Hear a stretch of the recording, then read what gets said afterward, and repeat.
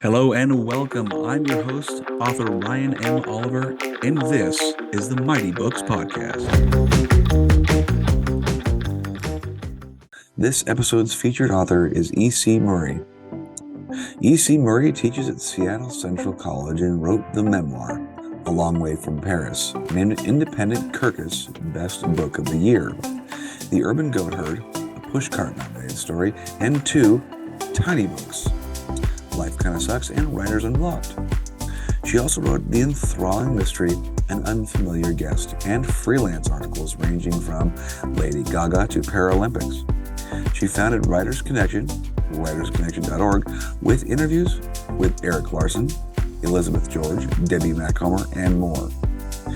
Murray studied writing at the University of Washington, Hedgebrook, and Southampton and holds a master's in social work. She lives on a tiny island whereby the sun rising over spectacular Mount Rainier entrances her every non-cloudy day. Hello, everyone. Welcome back to another episode of the Mighty Books Podcast. Today with me, I have Elizabeth Murray. Elizabeth, how you doing? I'm doing really well, Ryan. Nice to speak with you. Nice to speak with you as well. So, you have quite a few books under your belt. Can you tell us a bit about your books and especially their title? I'd be happy to. So while my name is Elizabeth Corcoran Murray, I write under the name E.C. Murray. So if you're looking for me, it would be E.C. Murray. And my first big work was a memoir called A Long Way from Paris. And it's a story about living off the grid in the mountains of the south of France and working through some toxic relationships and basically learning to believe in myself. The reviews are readers will laugh and readers will cry. It was named a Kirkus Book of the Year. Memoirs are very difficult to write emotionally if they're written well. And so my next large book was a big turn from that, and it's an old-fashioned mystery. It's called An Unfamiliar Guest, and it's about two women who had once been roommates who had a dust-up and unite to prove that this young man who, yes, he was a troublemaker, but he didn't shoot anyone. Oh. So readers really enjoy the twists at the end. And people have said even the most astute reader doesn't guess what happens. So it's really a puzzle. It was popular, especially during the shutdown when everybody was doing puzzles, because it's kind of fun to just figure things out. And it doesn't have gore or anything like that. So that was a fun one to write. But I also wrote two very little books. One is called Life Kind of Sucks. It's a very small book with little sayings in it and very colorful illustrations for what to do if you're having a bad hair day. And originally, I wrote it for teenagers. I wrote it when my daughter was a teenager and sent it out to all her friends to get suggestions of things to put in there. And the idea was, how do you know if you're just feeling down or if this is something more serious and you should see a counselor? And the original name, almost all the way to the end, was called Feel Better. And a friend of mine went to a funeral of a young man who committed suicide, and she said, boys are never going to read anything that says feels in it. So that's why I changed to Life Kind of Sucks. And then my last book is a collection of interviews. I have a business, which is a website and a newsletter called writersconnection.org. And in that, I interview successful authors in the Puget Sound area. I originally started this a decade ago when I was an aspiring writer, and my main purpose was selfish. I wanted to learn what tips everyone had. What is it that I needed to know to write well? And at the end of every single interview, I asked the question, what tips do you have for aspiring writers? And so I collected those tips and put them in a book called Writers Unblocked. Again, small book, 50 pages, but tips for aspiring writers. Mm-hmm. So that's my work That, published. that's quite a collection, I would have to say too, and a varying genres as well. Yeah. Yeah. So what inspired you to write your first your memoir? I mean, it's based in the 80s. It is early Okay. 80s. So I'll tell you a little bit about my writing story. Some people might be able to relate to it. I was a stay-at-home mom, which I enjoyed tremendously, but really needed that intellectual stimulation that I didn't get being home. So I took various classes at the community college. I took Mahjong and interior decorating, and then I took a children's writing class. And that struck home. I remember that when I was a child, my passion was to write. And in fact, in second grade, I wrote my very first book. It was a play called Millie and Lily Go to Mars. And these kids play with their turtles and they go to Mars. So I took that class, and as I say, it just tapped something very deep inside me. And I just felt as though my experience herding goats in the mountains of the south of France was so transformative. I felt compelled to write about it. And so I went to the University of Washington, and I already had a master's in social work, but I went to the University of Washington to get my writer's certificates. They had year-long programs. So one was memoir, and another one I took was literary fiction, because the whole point of a memoir is it has to read like fiction, right? Nobody's going to just read something that sounds like an essay unless they're reading an essay. So I needed to learn all the techniques for fiction and incorporate that into my story. And what compelled me to do it, it was just deep in my bones. I lived off the grid, no running water, no plumbing.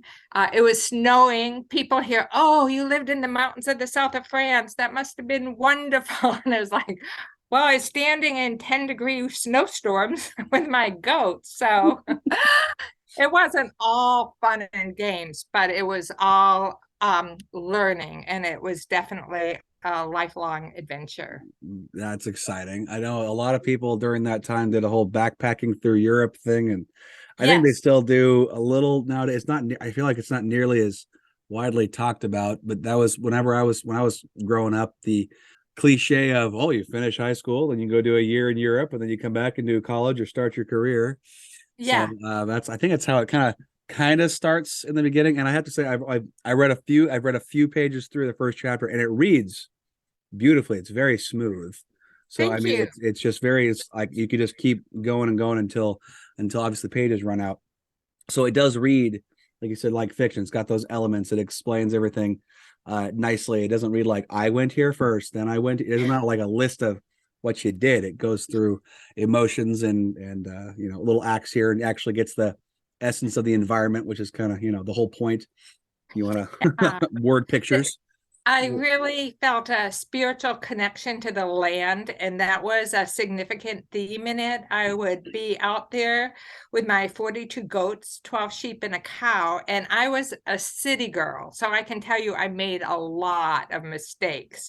But I'd get up there on the top of the hillside and see the Mediterranean to the east and the Pyrenees to the south. And that connection I felt with the land was something I had never experienced before. It was truly a spiritual connection. And one of the fun things about the book is that people of all different religions, Christian, Buddhist, Jewish, whatever, have really connected to the story because that spirituality is so universal. Mm-hmm. That's actually what I find is interesting. It was a surprise to me. I'm not necessarily the most, I never actually go out looking for spiritual, awakening or whatnot. But a lot of people who I have interviewed, a lot have an aspect of spirituality within their books, their writing, their whole process. It's very interesting. That's very universal, and it's cross genre, across like you said, religion. So it's interesting how every single author has their own little bit of spirituality in their writings. Right. So it's good to see that. So you have your memoir, and then you have your mystery book. So Mhm. what prompted you to go, I want an old fashioned puzzle type mystery? What made you start writing that? Well, as I say, the memoir was very emotionally difficult to write. Right. Memoirs most often are dual timeline. There's the time that a person is talking about. In my case, it was hitchhiking from Paris to the south of France, meeting up with a family, living and learning, milking cows and goats and so forth. But I was letting go of a very toxic relationship. I had been involved with a man in a really unhealthy way. I felt like I was madly in love, but had a hard time letting go. Mm. I had to deal with that. And then the other part of a memoir is you have to, an author has to relate what is going on in the here and now and what in my growing up was the seed that led me here. And that led me to write about some very deeply personal and painful experiences.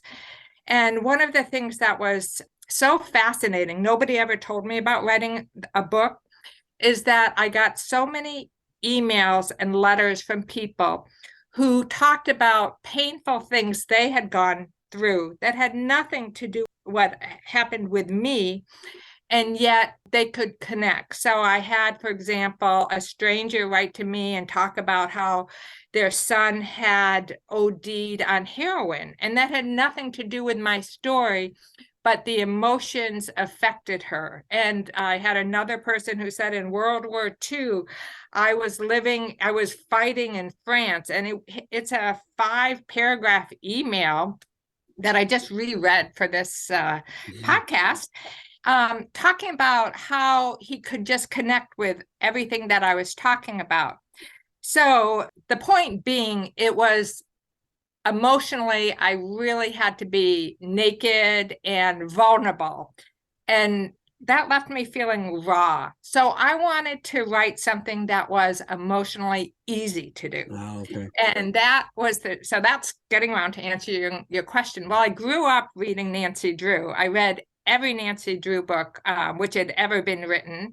In my 20s, I read the Rex Stout mysteries, the Nero Wolfe stories that were from the 40s. So I've always loved mysteries. So it was just a natural turn to switch to a mystery. Nice. And then I know you had your tiny books, and that was just what did you know that there was like a market for tiny books, or was just that you had a certain amount of stuff you wanted out, but how does one go into getting tiny books done? Well, the first one, Life Kind of Sucks. As I say, I was the mother of a teenager, and I Yeah. will be clear, she turned out pretty darn well. She's well adjusted, but every teenager has their problems and they don't want to talk to their parents about it. So sometimes a medium is good. Yeah. And my master's is in social work. I was in the field of social work for 20 years. So that's how that came out. The other one was I just think it's really handy. Aspiring writers usually are struggling, figuring how many people have said, oh, I'd love to write a book, but I don't know how. And 2 people motivated me to write. One was a person who has passed away, a friend's dad, and all he ever wanted to do was write. And he died without ever writing. And that's just so tragic. So I wanted to be able to give tools to aspiring writers. There are so many people who say, oh, I'd love to write. And it's one thing if you start and you realize you don't have the discipline to follow through or to learn the craft, but to not even get down the road, it's sad. So I wanted to help give basically a toolkit to aspiring writers. Awesome. Yeah, that's kind of what this podcast is for, tips, tricks, and then, you talk to people like yourself who've been doing it for a while, other people who are, either brand new or best selling, and it's like you just find out that normal everyday people. They just have a passion for a certain topic and they want to share it with people. It's like, this is what it's about, kind of bringing it down to earth as it will. Exactly. I think you're doing such a great service to writers everywhere. So I thank you on behalf of all of us. Thank you very much. So hopefully it's beneficial for people who are veterans and people who have no idea what they're doing, because we all start there at one point in time. I was there a few years ago. So awesome. Now, how long did it take you to write your big books? Well, I am a slow writer, and it takes me 4 years. And yeah, took me 4 years to write the first one. It took me 4 years to write the second one. And I am on the 4th year of a book that I've been working on, just finishing up the final edits. I also wrote a draft during the shutdown during 2020. I have another book that I finished from beginning to end, but again, it's just a draft. The book writing takes about a year. It's the editing, revising, shaping, making it into something that a reader wants to read. Mhm. And you know what, that was one of the best tips I got when I was studying at the University of Washington. It's anybody can write a book. And with Kindle, that is so true. Anyone can write a book, publish it, not spend money, but it's getting readers to read it. And I'll tell you, it's a lot tougher if you don't have a well-written book. So Yep. I put the extra time into it. That's smart. And my thing is with not just book writing, but like life in general, don't let others, eagerness or I can't even bullying you into pushing you on their timeline. Just because their progress is 50 yards in a minute doesn't mean yours has to be. You know what I mean? Just because they finish a book in 6 months doesn't mean you have to. It's just how you process things. That's always my thing. You want to feel good about what you put out to the world. Take your time. If that's how you work, don't let anybody make you feel bad about it. Yeah, if I can dive into a cliche, I believe in the turtle, in terms of getting to the end there. Me too. I actually just quoted that myself just on this last episode of Ryan's Ramblings that I produce also. So Oh, good. Yeah. So I love the old slow and steady wins the race cliche. I'll use it often. So so I want to ask quickly about your pseudonym. So it's instead of Elizabeth and then I can't remember the second name, Corcoran? Yeah, it's Corcoran. That's okay. Maybe An I can old-fashioned Irish name. But I'm E.C. Murray. Yeah. And thanks for asking.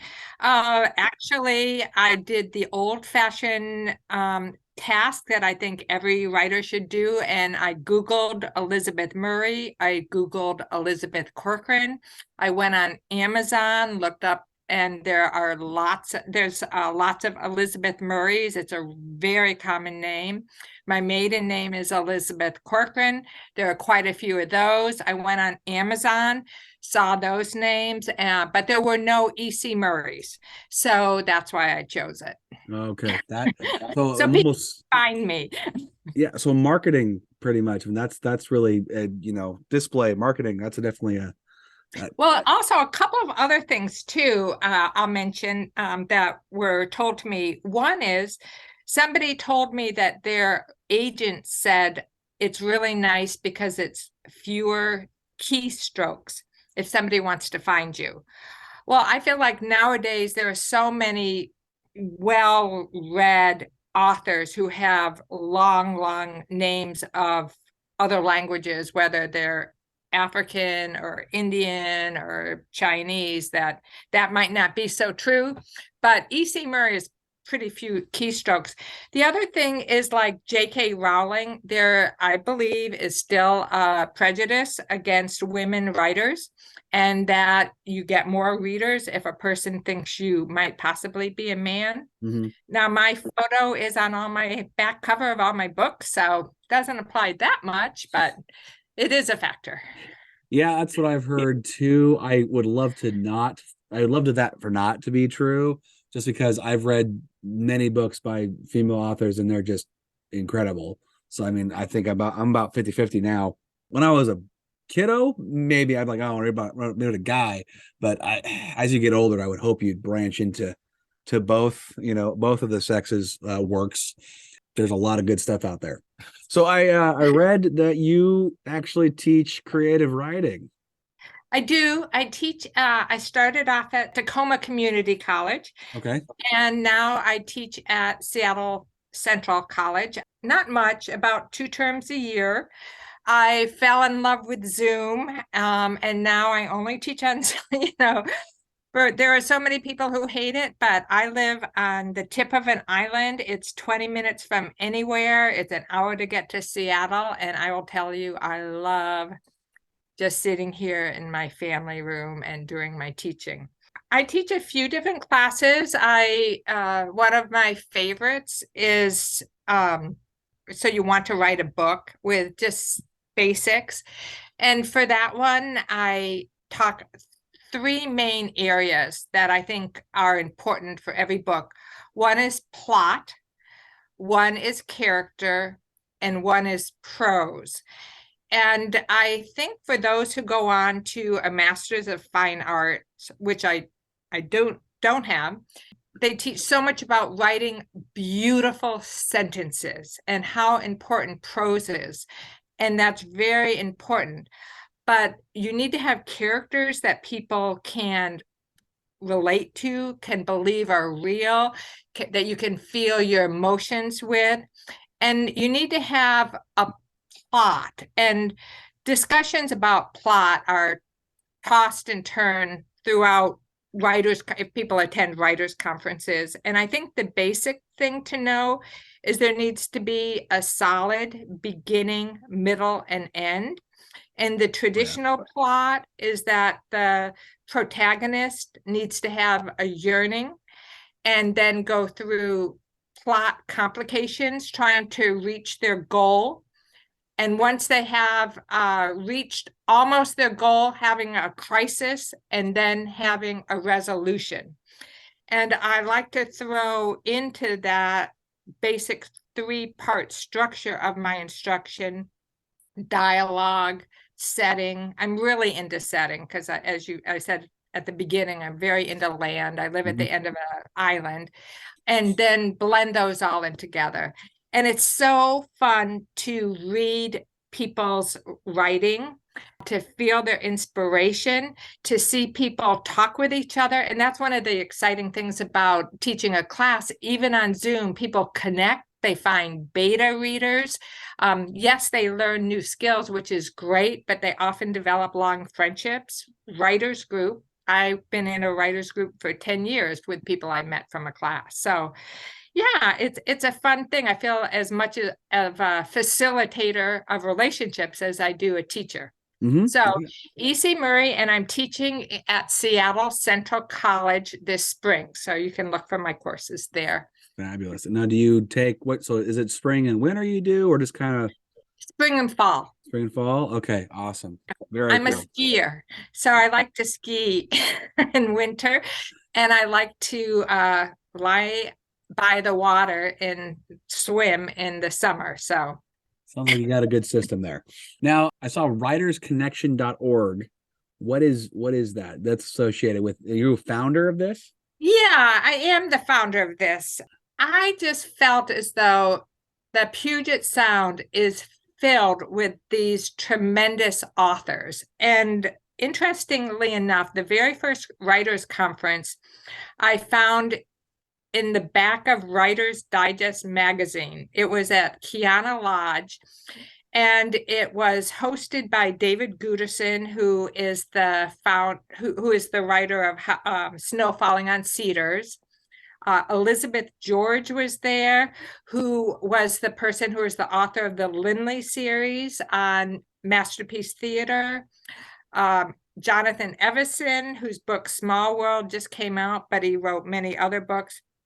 The bottom line, it was filled with these phenomenal authors right in Squamish, Washington. Now, you live in Bremerton, right? So yes, I do. I don't know where your listeners are, but if you're not around here, you don't know that Squamish is a very tiny little town with 2 bars and a and a restaurant? Not much. And a casino?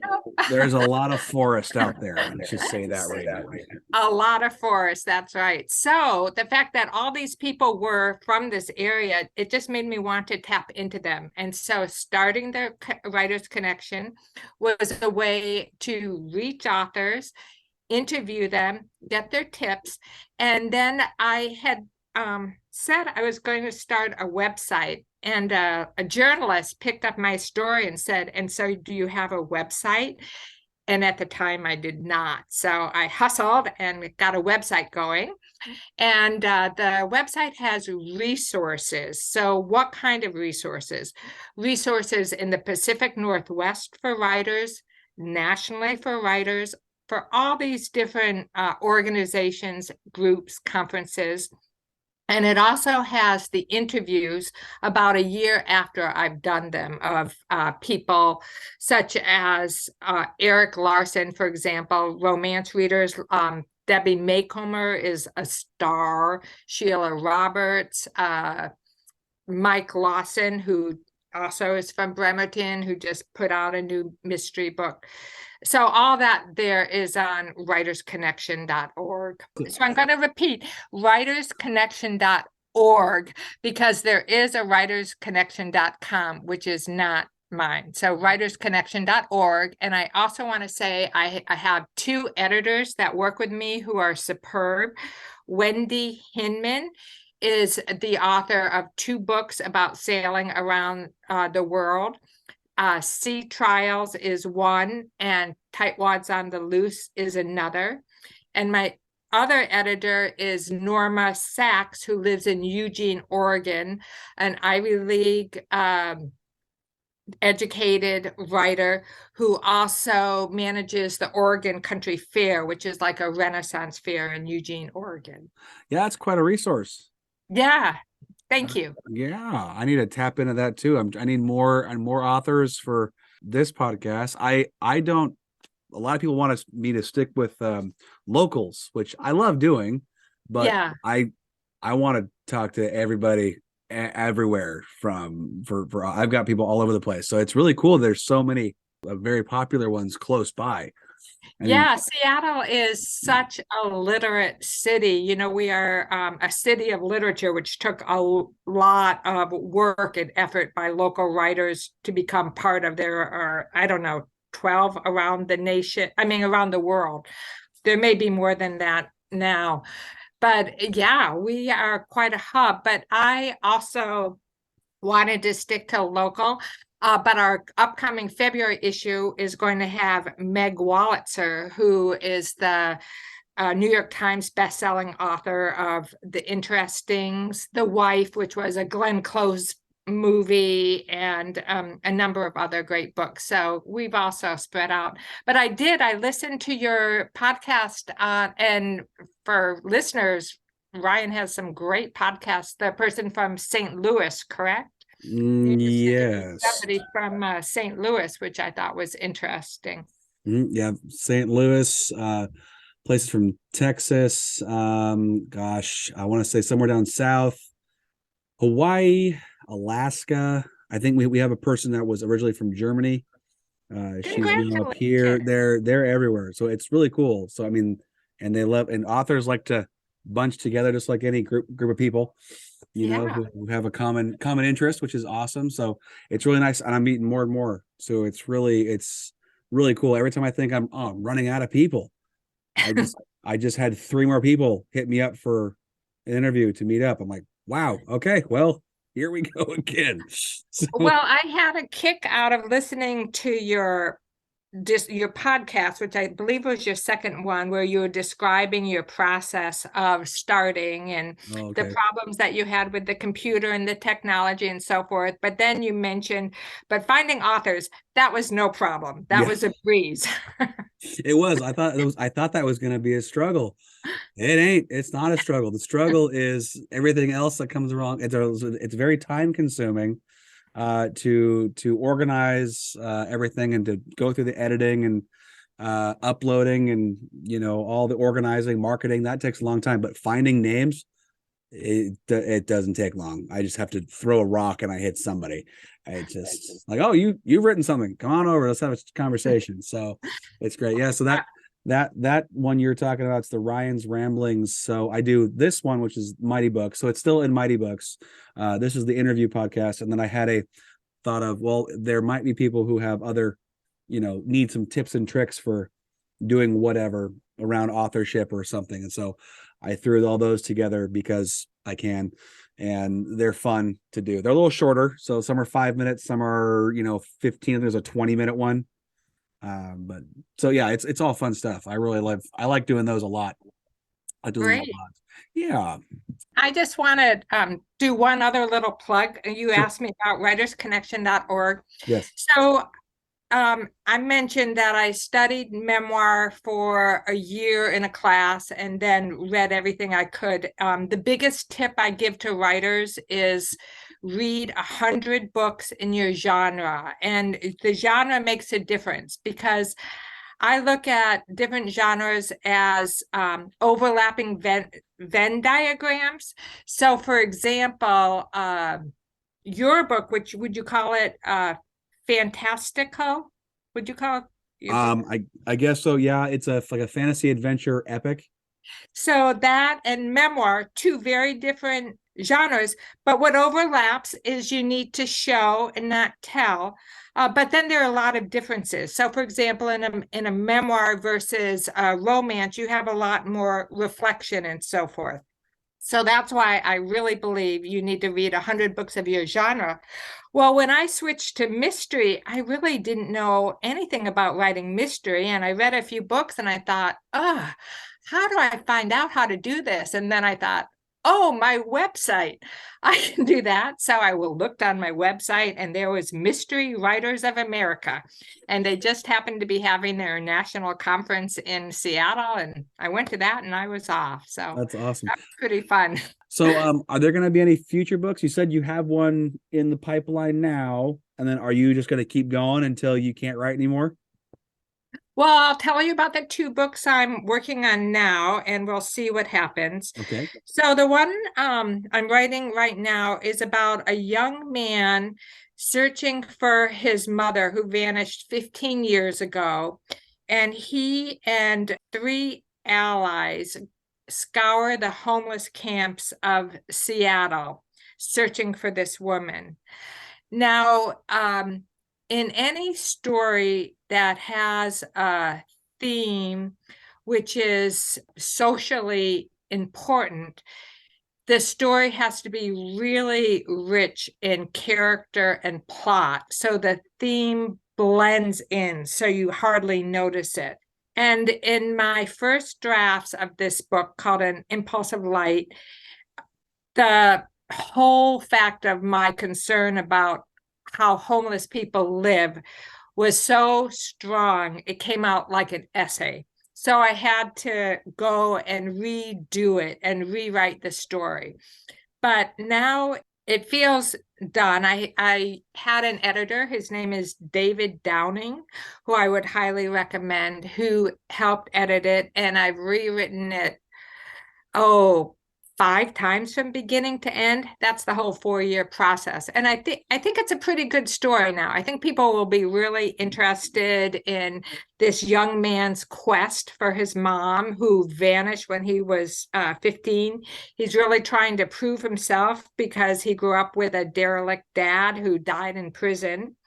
And his 2 allies are like aunts, one of whom had a big heartbreak, and the other one was a depressed empty nester. And I liked having that because you don't read about empty nesters very much and the depression sometimes they go through. So that's one. So I have to uplift it. I don't want to write a depressing story. I mean, there's a look out the window and you can see depressing things. So I had to uplift it. And then the other one I wrote during the shutdown. I used to walk out. Are you familiar with Belfair wetlands? Yeah.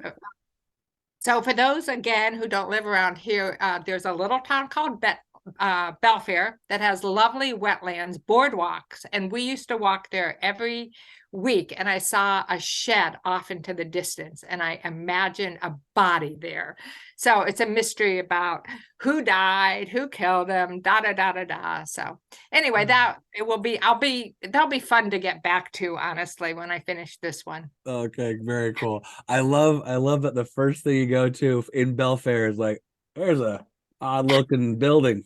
Something's dead in there. I got some friends who live in Belfair, so I always like to give them hell for it, just because it's fun. It's a little razzing, it's a little, podunk sometimes. There's some nice areas in Belfair, and it's actually quite pretty out there, but it does have a bad reputation in some regard. It's just kind of funny. Sorry, that struck me.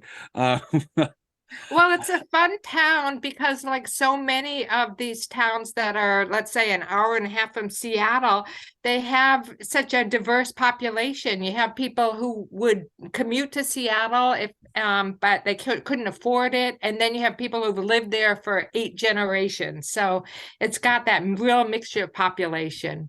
That's a fact. That's everywhere. I found with where I work, I have people who travel an hour, sometimes an hour and 20 minutes just to get to work in the morning. And I'm like, no, no. I have about a 15-minute commute, and sometimes that's too much. I like short commutes. The Zoom commute, that is a beautiful commute for me. When I get a chance to do Zoom commutes, I take opportunity to do that. But anyway. No, I gotcha. That's true. It's good stuff. Now, what was the biggest surprise when you published your first book? The biggest surprise were the letters and the response I got, that people were so grateful for me having written it, were so grateful for me being vulnerable, and for sharing such deep emotions, and for people taking the time and energy to send me emails telling me how much they liked their book. That was the biggest surprise. That was so great. But I'll tell you one other thing about it. As I say, it's got to be dual timeline. What I was doing in France, looking for goats in the dark in the middle of the night because I hadn't been paying close enough attention to them while I was doing my herding because I was reading my books. And also when I was growing up. And there were different times where I would think about using people's names, let's say from my elementary school. So I was the second worst in gym. That was just a fact. And the worst in gym was, and I almost used her name and I didn't. And there were several other times where I almost used names and I didn't. And I thought, I grew up in Holyoke, Massachusetts, 3,000 miles away. I went to a private school from 9th grade on. I hadn't been in touch with anybody. So what did it matter? I would never see these people I hadn't seen in 50 years. Well, we had a 6th grade reunion this last summer, and everybody had read my book. So that was the biggest thing. And I was so grateful that I had not just, I didn't do anything to insult anybody or hurt anybody. In my feeling about a memoir is I take responsibility for myself and I don't put blame anywhere. And I was really glad that was what happened. Yeah, I'd say I'd say hindsight's 2020, but that was foresight. And I don't know if that's rated, but that was good call. Good call. So at the end of the day, at the end of your writing career, when you're done, what do you hope people will get from reading your books?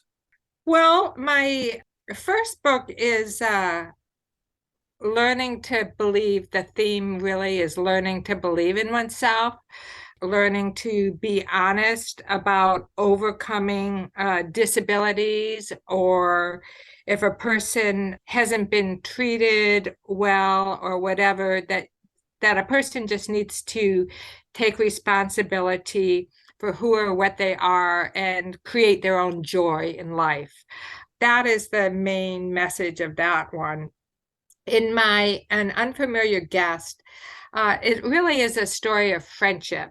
And, we live in an era where people are ghosting friends that they've been friends with for 20 and 30 years.